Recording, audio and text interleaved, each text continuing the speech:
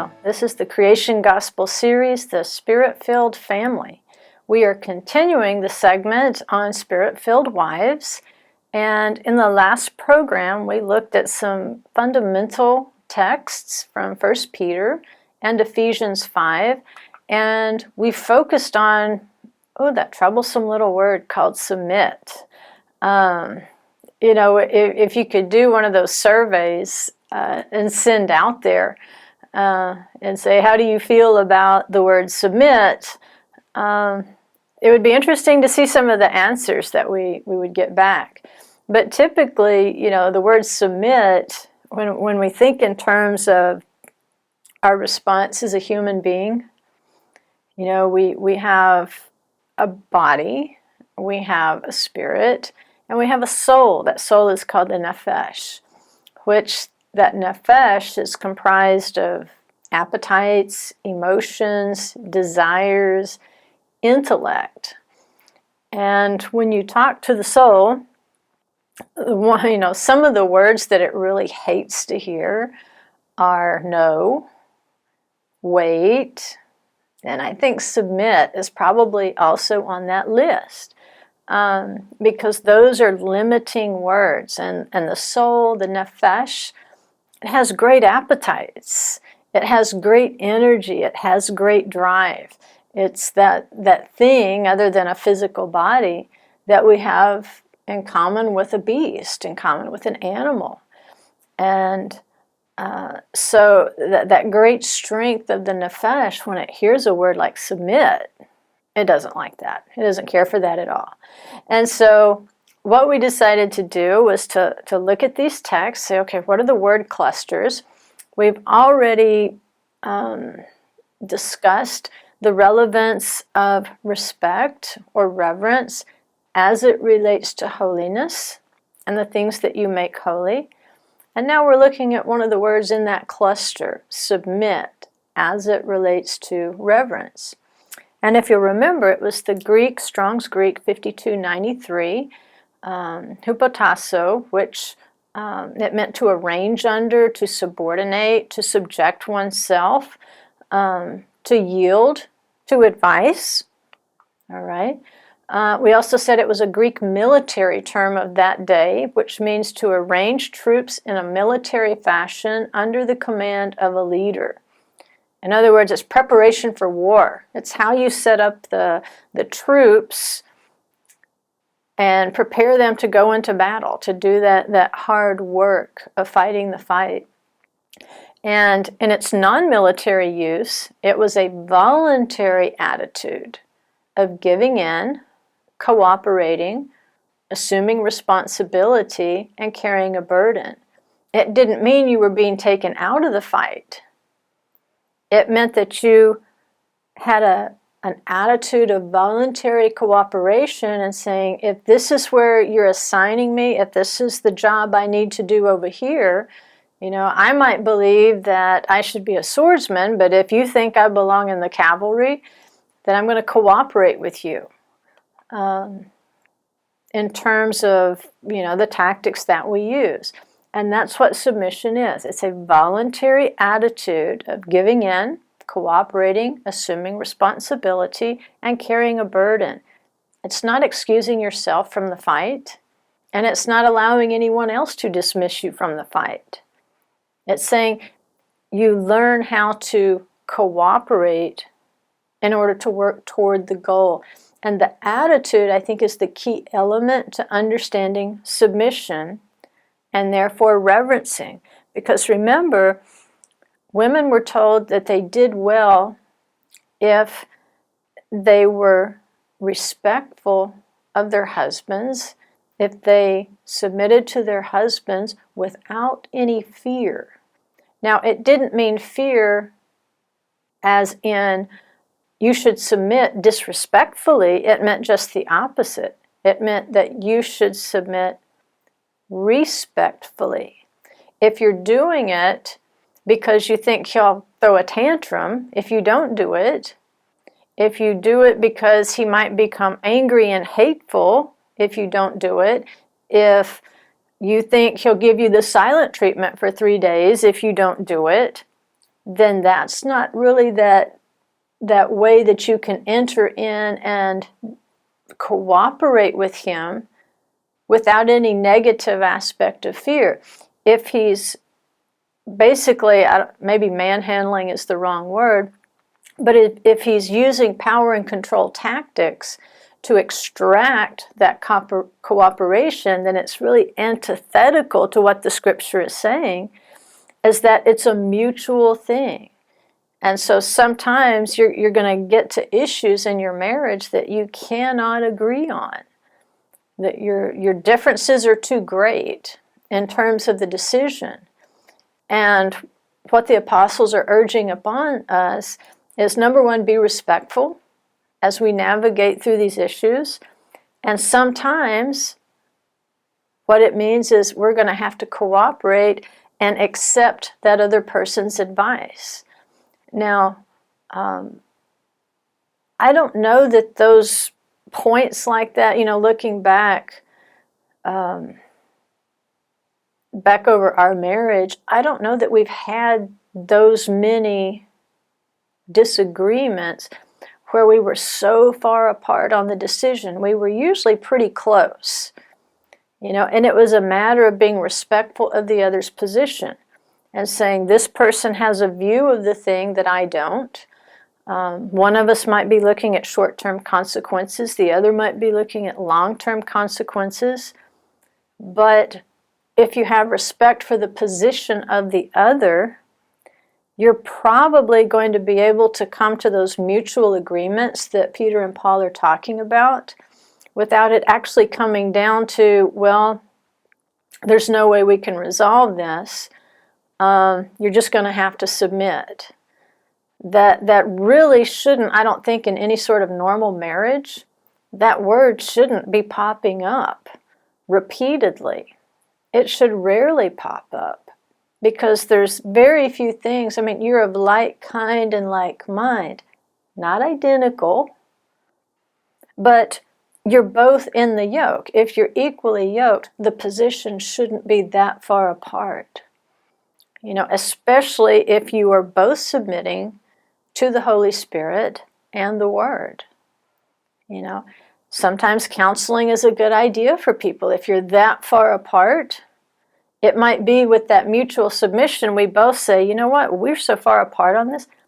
Let's get some third party. Let's get some responsible counsel. You might have a pastor. You might have a rabbi. You might have someone of sound character, preferably a mature person with some experience, and say, we want to talk through this problem with you. That's a better route than simply saying, well, submit. When we get to an impasse, because what you'll find out is if that actually becomes the easy way of solving things, then you'll start using it as the easy way out more and more frequently, instead of taking the more difficult route, which is actually sorting through both opinions and taking those two lists of priorities and making them into that one list. Just screaming submit to somebody, no matter who's screaming it, that's a cop-out. That's the shortcut, and it's going to produce fruit that you don't want.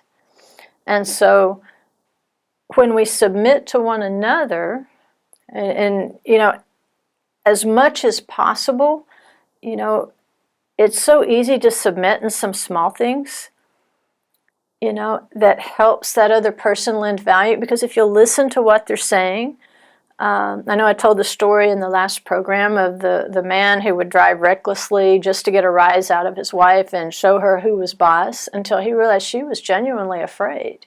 And then he realized how horrible a thing that was to just, on purpose, scare his wife. And so in terms of the marriage, we want to be really careful and say, throughout the day, when people listen to our advice, we really feel good. There's nothing people like more, I don't think, than being held up as the expert. And, that's why we have movie stars. People become addicted to that sense of people are looking at me and they think I'm valuable, you know, or a singer. People look at me and they lend value to me. That's the real challenge of a praise and worship leader, is to make sure that admiration is not misdirected to the artist or the musician or the leader, the praise and worship leader, and that admiration and that reverence is actually directed properly to heaven above, because people can misdirect and assign the value to the musicians. And so it's very, you know, it can become very addictive for people to admire you and say you're wonderful and you're smart and you're pretty and you're handsome and you're skilled and you're a great athlete. You know, that gives us little shots where we feel value. But truly our value is in what the Father thinks of us. And because our spouse is that one person in life who is going to assign the greatest value to us. I mean, anybody else out there could simply be giving you lip service, you know, to try to worm their way into your good graces. And who knows whether they're being truthful or not. It might be they want something from you. But a spouse has no reason to ingratiate himself or herself and to manipulate you that way. I'm not saying it doesn't happen. It does happen. But if you're equally yoked, then this person is not one that's going to manipulate you in a negative way. And so there's an honesty that can exist there. And like I say, ladies, sometimes what you think he needs, what you think his gasoline is, he doesn't want gasoline, he wants diesel. All right? You have to find out what makes him tick, not what you think makes him tick. And if you find out it's something simple, and you can submit in that one area, and by submit, I'm trying to help you think of it in its most positive meaning, the voluntary cooperation, like I want to make you happy. I want to make you feel valued. I want to make you feel as though I value your input into my life, because I know you're here for the same reason I am. You want to present me back to the Father in better condition than you found me, emotionally and in every other way. And so just a practical example, years ago, I've usually worked evening watch at work, which meant I went in at noon and I didn't get off work until 9 in the evening. So it's usually dark when I drove home, and there were 2 ways I could go home. The long way was the more public way with better roads and so forth, population. And the other way I could go, which was about 10 minutes shorter, I called that over the river and through the woods. Because you really were going over the river and through the woods, and you had to be careful not to hit deer and rabbits and coons and possums and trees in the road, and you know, at different times horses would be out, cows would be out. One time it was guineas. You never knew what you would run into, but the key there being it wasn't that populated. So the road was narrow, and if you had a problem, there was no cell phone coverage. You couldn't call for help, and who knew what kind of critters, you know, were ranging around out there. It was one of those areas where, you know, paddle faster, honey, I hear banjos. And so my husband was concerned that I was taking that shorter route to shave 10 minutes off my drive home, which was pretty long, but it wasn't safe for me at night. And he mentioned it a few times, and I really didn't pay much attention to him. And he's like, you know, I really want you to take the parkway. It's much safer. Your cell phone will work if you have a flat tire or anything like that. And after he mentioned it a few times, I realized this was important to him. You know, I was kind of blowing it off because that was 10 more minutes that I could be home, you know, and in his mind, that 10 minutes is not worth my feeling that you're safe or you're in a safer place than you would be. And it dawned on me, oh, you know what? I can submit in this area. I can open my ear up and hear what he's really saying. He's not trying to impose his will on me and say, you better submit because I'm the man. What he's telling me is, I love you. I'm concerned about your safety. And I want you to make it home safe, even if it takes 10 minutes longer. And this is such a small thing that I can voluntarily cooperate with him on. But when I did, I could tell it made a huge difference in terms of, wow, she really does listen to me. And sometimes we just have to remind ourselves, of the times that people do listen to us. We tend to focus on a time where somebody's disregarded our advice. We thought we were giving them the greatest advice in the world, and they just disregarded it.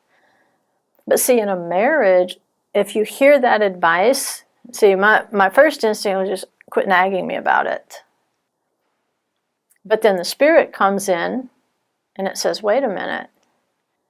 He's concerned about your safety. This is good advice. This is sound advice. And why not have a great attitude and say, thank you, that's a great idea. I think I'll do that. And there were a few times after that I would call him when the weather was bad, when it was icing or snowing or whatever, and I would say, I'm on my way. And he said, oh, please go the parkway. And I said, oh, I'm already on the parkway. I listened to you. And you could tell that was the gasoline that he needed to say, wow, she did value my advice. She listened. And so ladies, find those things like that. They may be, very quiet in the way that they say it, so you might miss it the first few times they mention it. But if they mention it more than once, then it might be something that's really on their hearts. And if you can cooperate with them in that area, you might find, it's that huge shot of gasoline that's going to light that fire for them. And truly there's nothing more intimate in terms of drawing you close together than believing and understanding that this person thinks I'm valuable. It goes beyond he thinks I'm pretty or, he thinks I dress well. It goes beyond the physical because you've actually reached in there into spiritual realms.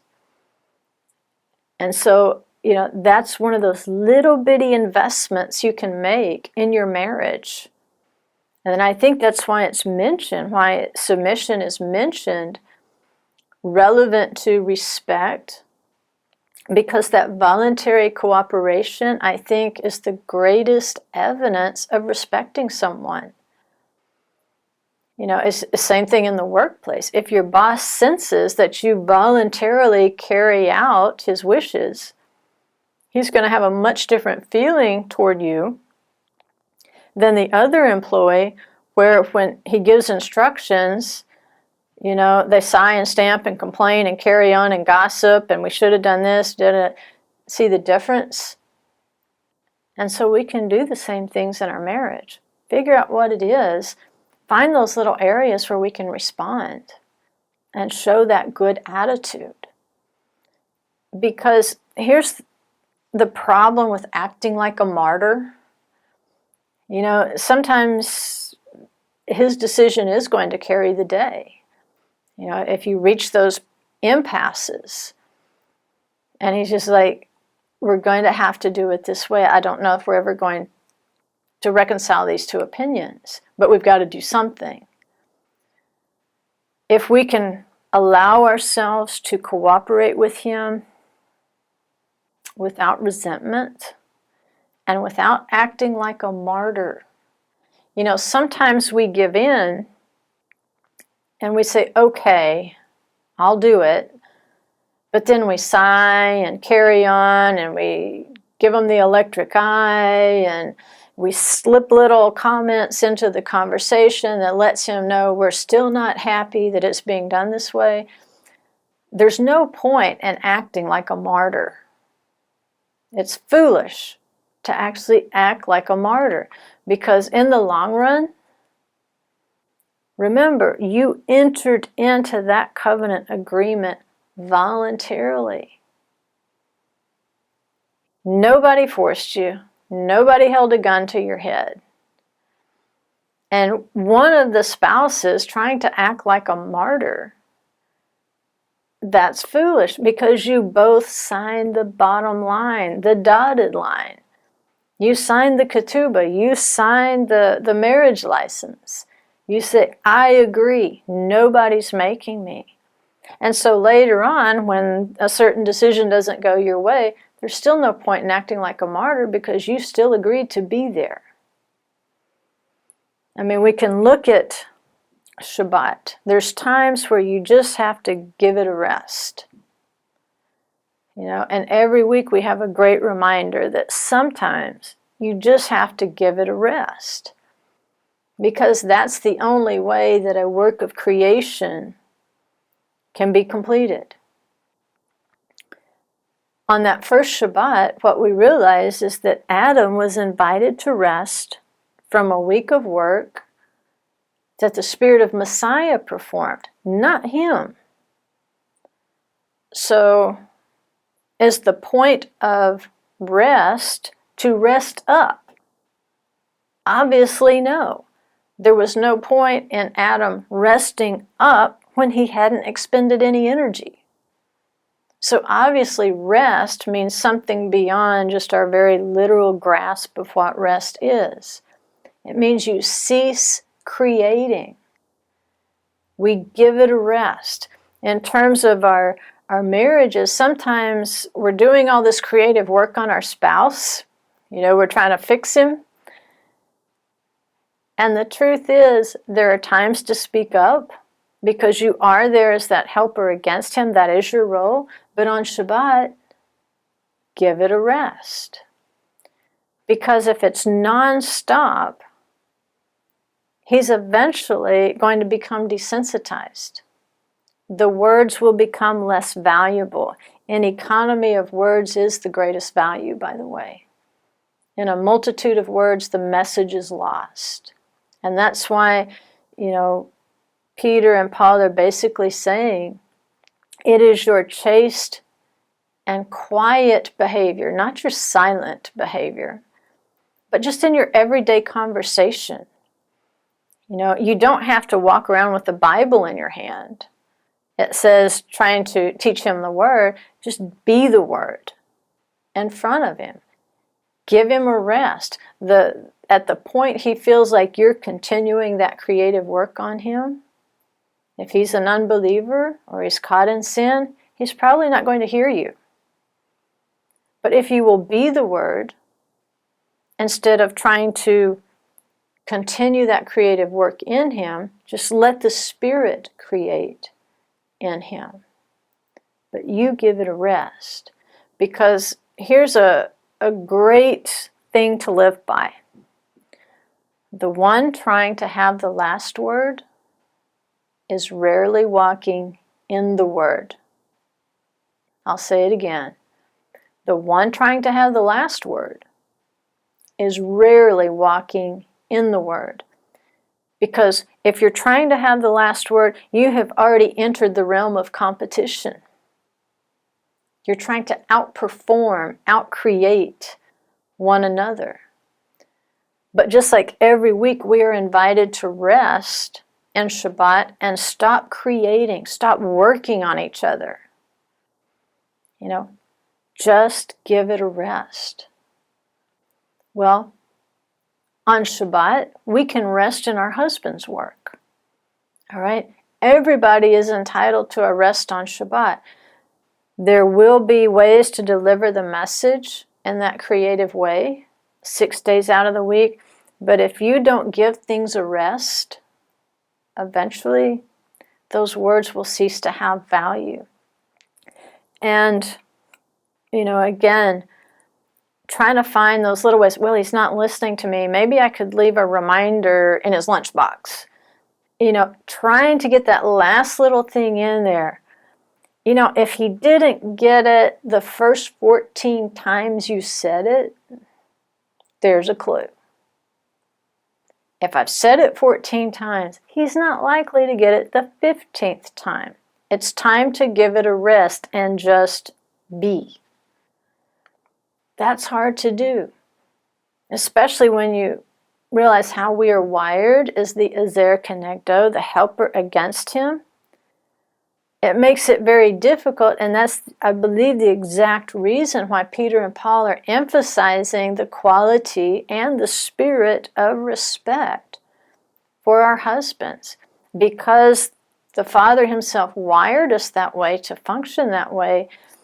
They're giving us a stronger reminder, just the same way that men were given the stronger reminder in terms of sacrificial love, because women tend to do that naturally. But in terms of the respect, we don't always know when to stop creating. And so what we'll do in this next segment coming up, we're going to go back and review the fundamental differences between men and women in that physical realm. It's like Paul, he's talking about practical advice to married couples, but then he says, no, this is the mystery of the church. I'm talking to you about spiritual things. Well, if we'll go back and review those differences in the physical realm between men and women, then I think it's going to help us understand the origin of our problem and giving things a rest. So we might review in the next segment a few things that we learned in the lessons for the Spirit-filled husbands. But if we don't learn how to give it a rest, if we don't learn that seventh spirit of Adonai, the spirit of respect, if we don't truly learn how to engage that Shabbat rest, then you can bet that probably the work on the previous 6 days is going to come to nothing. Because all that work of the 6 days, the most powerful day is the 7th, the day in which we stop creating. It's in the silences of our lives that we make the greatest life decisions. And that's the point we want to bring our husbands to. Let them hear in the silence. Shalom, guys. This is Matthew Vanderels over at Hebraic Roots Network. Guys, we continue broadcasting these teachings of Yeshua, of Torah, to all nations by support by viewers like you. We'd ask you, if you currently do not support HRN, prayerfully consider sending us a one-time donation or maybe even a monthly donation to HRN so we can continue supporting the nations with the gospel of Yeshua. It's up to you, guys. It's up to you to keep this message going, and we thank you for that. Shalom. Welcome back. All right, let's review one more time the physical world, because we know the physical world reflects the spirituality, that spiritual Torah that Paul talked about in Romans. In the physical world, we have the male and the female, the man and the woman. And they are unique, but they're the same. The woman was formed out of the man, and so their substance is the same. They are both body, soul, spirit, and they're both human beings. There is not one that is superior and one that is inferior. They simply have different roles. And if we're looking at that in the physical realm, it's evident. Because the male, even anatomically, he is more made manifest in some ways. But with the female, she is more concealed in that opposite way. But with the female, she is more revealed in another way, which is suggesting, again, it's pointing to her role, but where the male is more concealed in that way. There again, they correspond to one another. And you put these two things together, you still have one human being, even though they are two. And that's what we said in day 6 of Creation Gospel, 1 became 2 became 1. And that's the pattern really in the creation. 1 becomes 2 becomes 1. However, if we look at the differences, not just anatomically, but biologically, physiologically, you can see that the man was created with a strong need to give his energy. All right? We think of women as truly being the sacrificial givers, and they are sacrificial givers. But the man also is hardwired to give his energy. Now, remember, the anatomy of it suggests where the focus is. And so he literally carries millions of opportunities in his potential to create. Millions, billions of opportunities. In fact, those opportunities, the potential is there for a male to continue procreating way into old age. Even Abraham, after Sarah dies, he wanders off and marries again and has more children. And so even in old age, men can still father children. He carries that potential to create. It's very strong, and it's, in terms of number, it's much greater than that of the female. We're not saying it's superior to the ability of the female, but it's greater in number.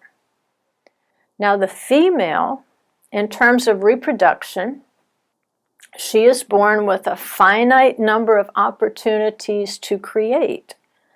When that little baby girl is born, already within her body is numbered how many opportunities she will have to bear a child. It's a finite number. She's not going to sow millions and billions of seed into the world like the male. She is very picky, if we want to say it that way.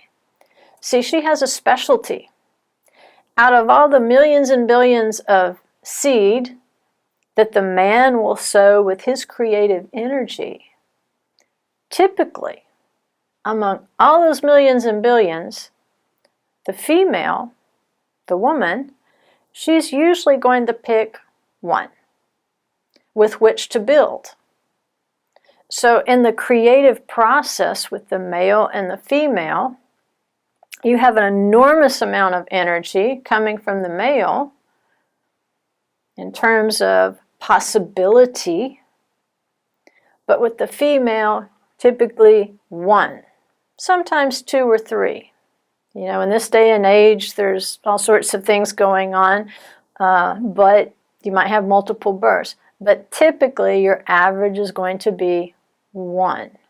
She's going to release 1 egg at a time. And then she's going to take that fertilized egg, and she's going to take 9 whole months to build that seed, to develop that seed within her body. And in fact, the very nature of what she's doing is limitation. Number 1, she has limited the male seed to 1 in terms of fertilization.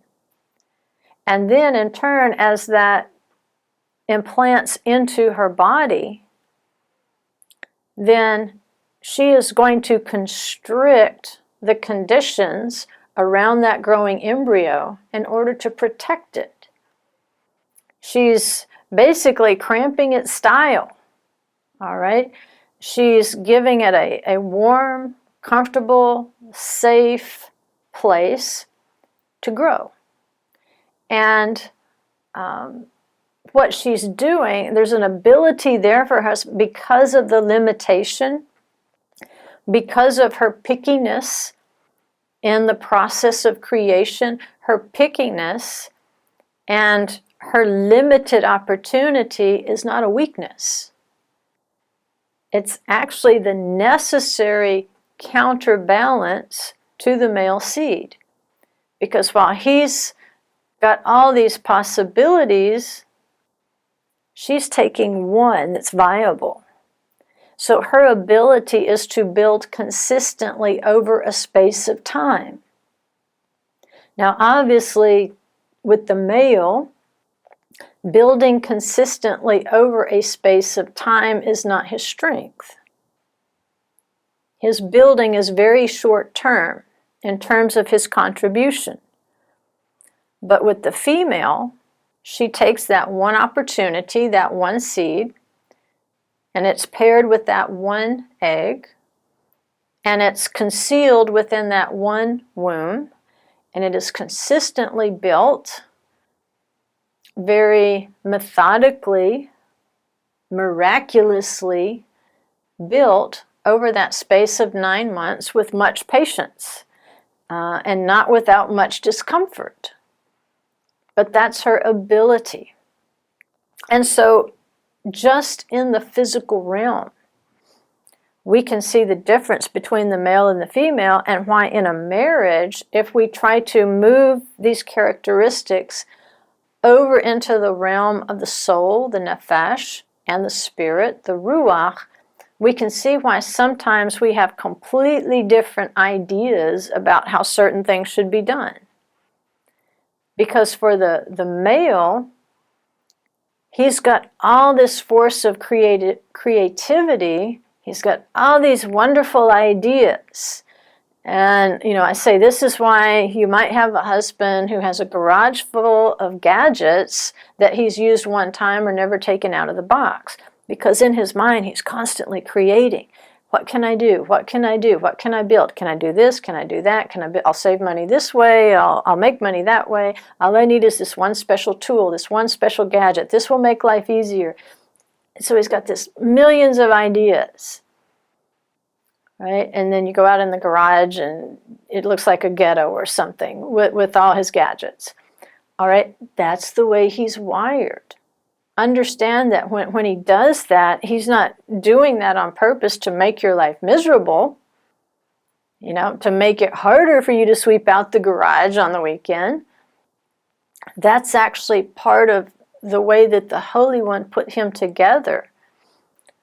Just like he did physically, he's constantly, trying to direct that energy and that strength into the creative process.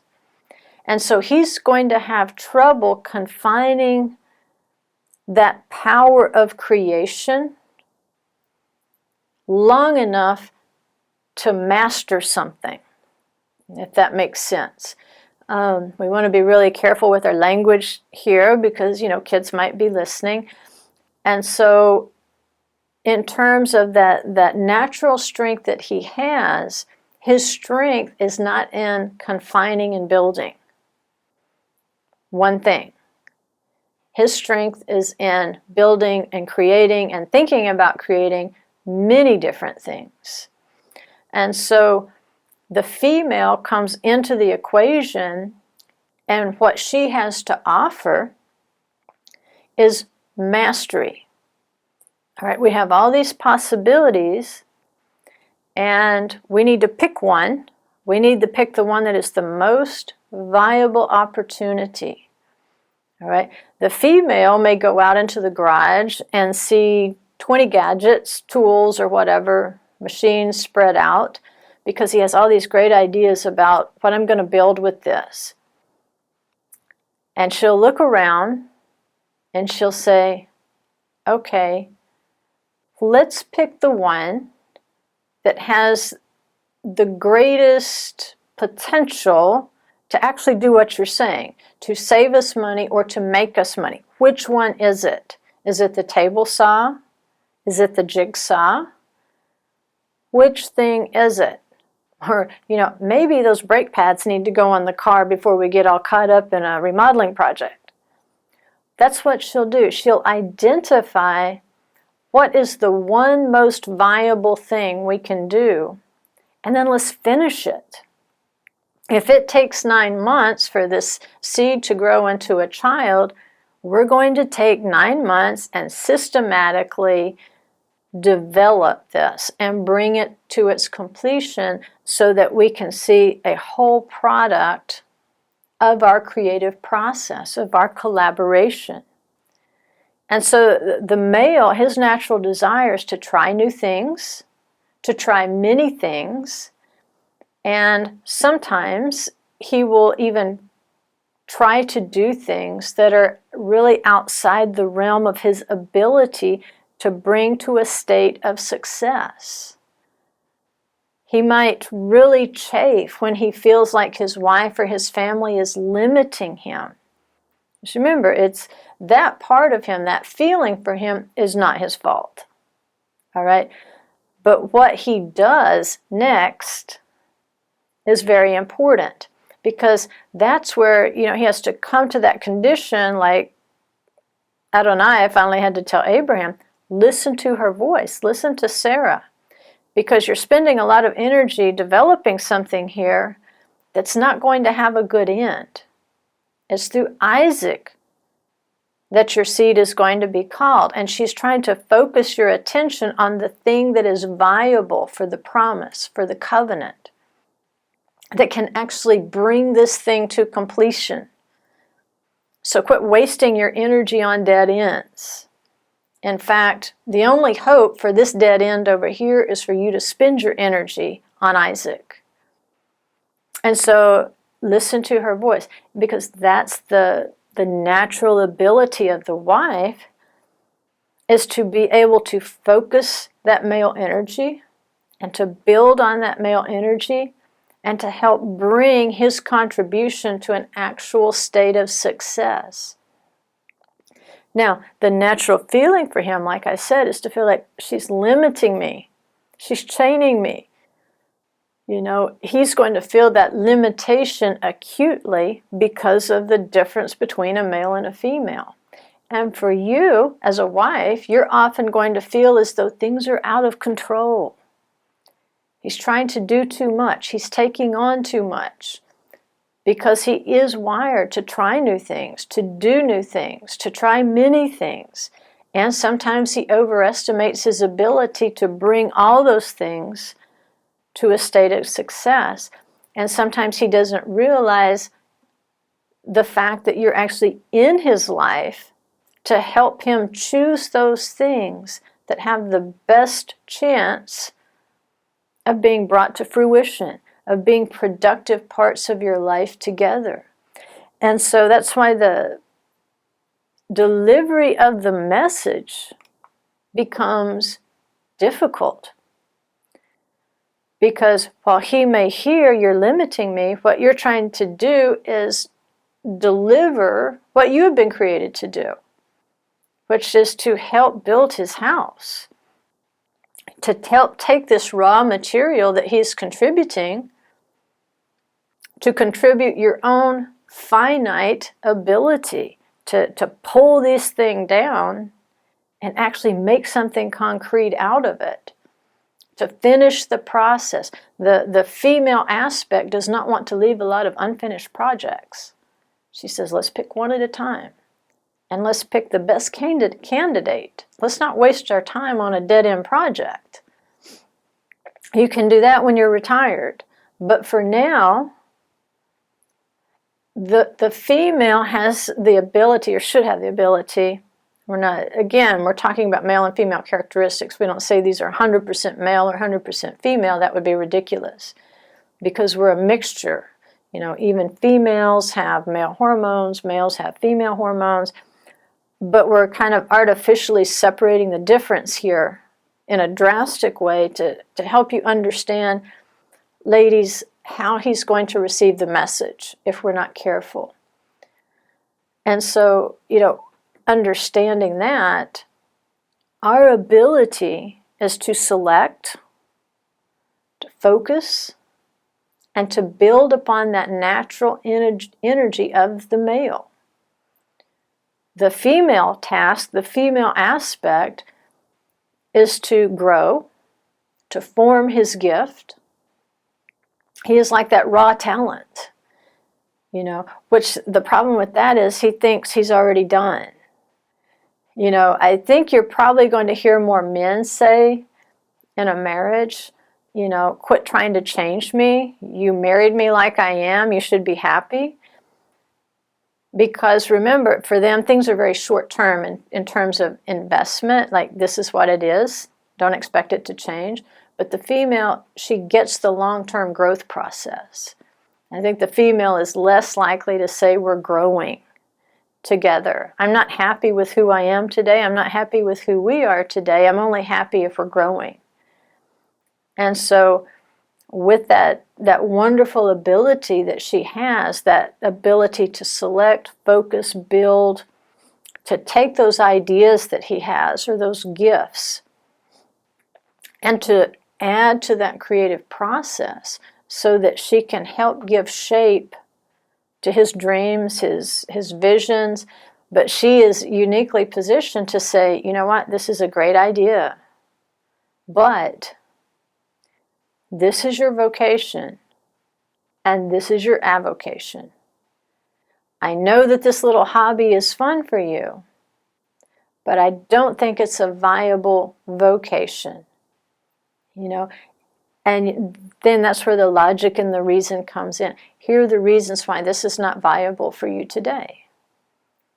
You know, and that's where a lot of times you're going to have those discussions where you're going to be, you know, miles apart in terms of your opinions on how to invest your resources, how to prioritize. Remember the cosmic aspect of prioritizing your day, and Paul said the single just doesn't have to deal with this.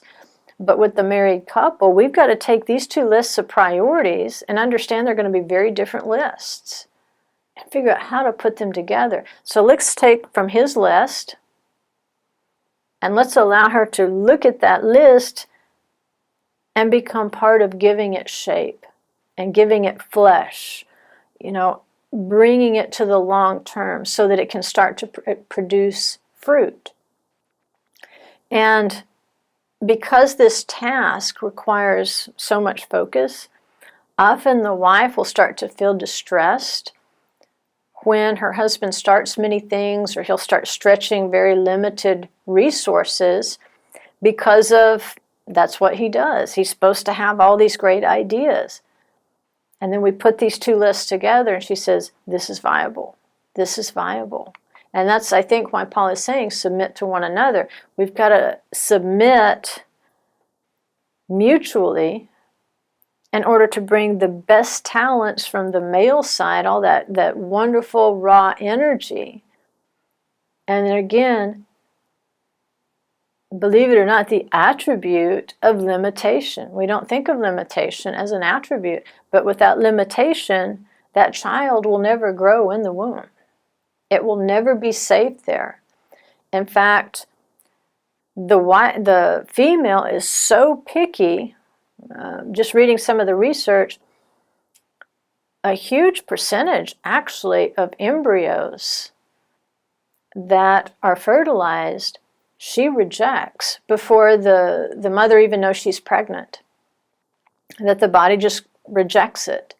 And because she doesn't even know she's pregnant, she doesn't know the difference.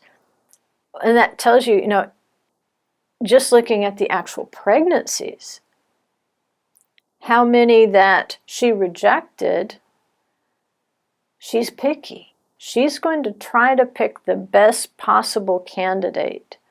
And so her building ability is to take that raw material of the male and to beautify it. See, a lot of times the male is happy to just keep creating new stuff without any modification, really.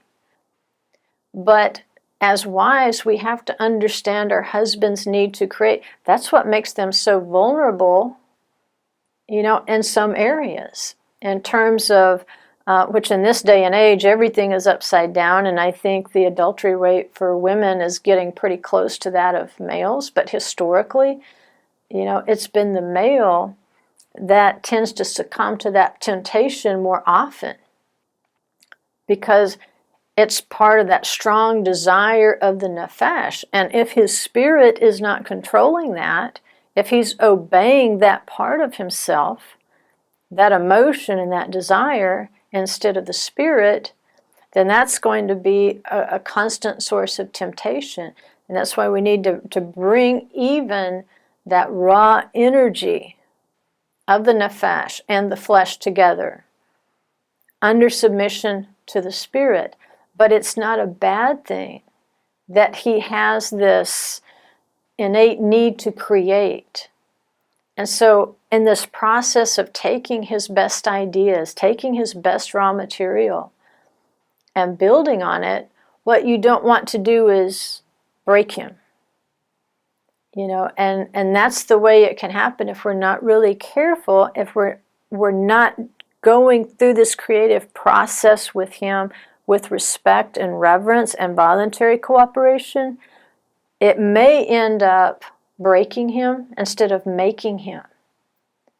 Ladies, our job is to make him, to take what he has to contribute and to help grow it with that creative process and make it something beautiful. You know, but we can break him, we can make him numb, we can make him want to conceal things because he thinks that we'll reject it out of hand. You know, and that's so, you know, easy sometimes when somebody just throws an idea out there to just right off the bat cut that idea off. That won't work. Because in our minds, we already know it won't work. But how you deliver that message might make the difference between whether he feels like you're crushing him, chaining him, limiting him, devaluing him, or whether he's willing to accept, well, that's an idea. Wow, we'll have to look at how that's actually, could we actually do that? It's a good idea. I'm just not sure that between the two of us, we actually have the means to carry that out. See, there's a difference in the delivery between that's stupid and, well, that's an idea. I'd never thought of that. Let's maybe sit down and let's sketch it out on a piece of paper and see if it's practical. Do we have what we need to make this happen? Or is this maybe something that we can put on our to-do list for when we have a little more money in the bank, when the kids are a little older? But it's a great idea. Let's write this down. You know, and things like that, if he's just thinking out loud and you just don't immediately cut that thing off, then he'll learn to verbalize more, and that's really what you want. You want him, like it says in Exodus 24:10, you want him to reveal his inner flesh to you. But if he starts revealing himself in forms of some of these ideas that you know aren't really viable and you cut them off, then you're not building the relationship with him. And you're making it dangerous emotionally for him to express himself to you. And nothing I've said makes any sense at all unless we start from the foundation of respect. And, you know, submission, now that we understand it, is voluntary cooperation, not making things more difficult than they need to be. You know, yeah, maybe you need to deliver that limiting message, but how you deliver it can make all the difference in whether your husband feels valued or whether he feels devalued.